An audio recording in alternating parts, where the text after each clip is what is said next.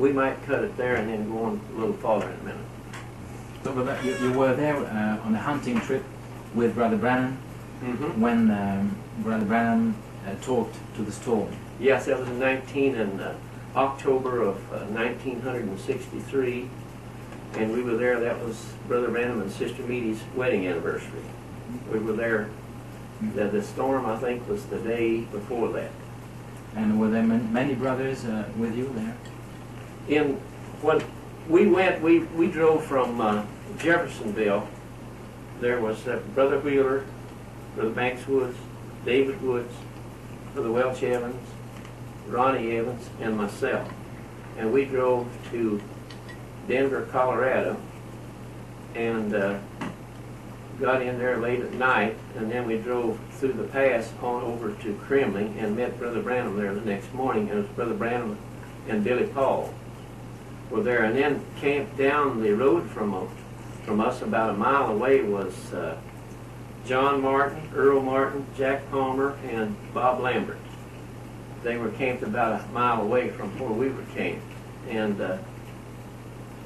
we got in there to the hunting area on a Saturday, and Sunday we just around the camp and so forth, and Brother Branham would talk, you know, on this and that and the other, and some of them I think went out and hiked in the woods a little bit, and then on Monday was the day they started hunting, and I never forget, it rained, real cold rain that day, and everybody came in. We built a lean-to with a piece of canvas and built a fire under it.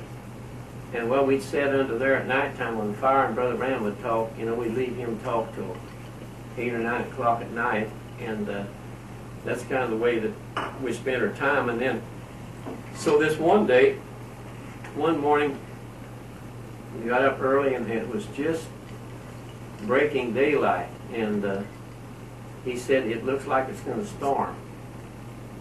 And he said, if it starts to snow, said, you all head back to camp immediately, because you can get lost. That wind will swirl that snow, and you can't see nothing. You can't tell. The only thing is, you know, in the woods, and that snow's so heavy. So I don't know, it's about, I went back the other way from the camp, just up a little ways, and I remember those clouds coming in, and they were hanging so heavy in this valley, just like, looked like they were so heavy you could just reach up and touch them.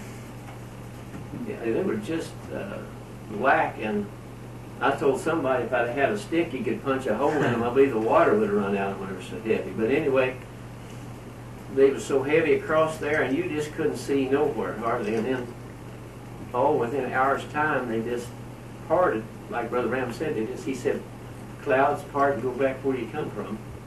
They just parted and went back, and the sun shone forth. And I know that sun was so bright, I think some of them, they got their faces sunburnt up there in the sun. You know, the sun is bright up there today. The altitude made it kind of cold. And then that evening when he came in, he came in and said something happened today that he'd wondered all his life. And I don't know, he never did say what it was. Because he saw Sister Meady back as a young person. And then we often thought, this is just my thinking, we often thought, could a man speak to the elements like that and they obey, like when Jesus was on the water? That's what you were thinking at that moment? Yeah, I mean, it's just thought, you know. And so it was quite a time, and then... But Brother Branham didn't say anything about what he had experimented that day. No, but I know the day, I've got to back up just a little bit, because the day before this happened, hunters were all leaving and going out. The game warden had come in, and some of them had radios and said it was going to come a storm, and it was just leaving, going out. Everybody left, even the other brothers who were in the other camp, they left. And we were up there by ourselves. And so that was the day before, and that evening he was talking about, said, now if it does come a storm like they're thinking, says, you get right back to camp. And we were the only ones left there in that area. And so then the next day is when the storm came through, and he spoke to it, and it just disappeared. And I remember him and I went to down to Kremling the day following that, and I know we pulled into a gas station and a little market or a rancher's supply store. It was kind of everything grocery and hardware, and he said something. I said, "Look, weather looked like it was going to weather down here." He spoke to one fellow, said, "Yeah," I said, "Sure did, but it's sure strange. It just blew out of here," and it was, you know, they were seeing the results of it. And I think when the Martin boys left, they drove through snow going out of Kremlin that evening, or that night, because it was snowing along the road. But it just parted and was gone, just like he said. And you remember him talking, I believe Tom Simpson was coming from Canada down through, and he said a big snowstorm in that area. It was on the radio and on all the travel reports, and that was, well, it's just hard to understand.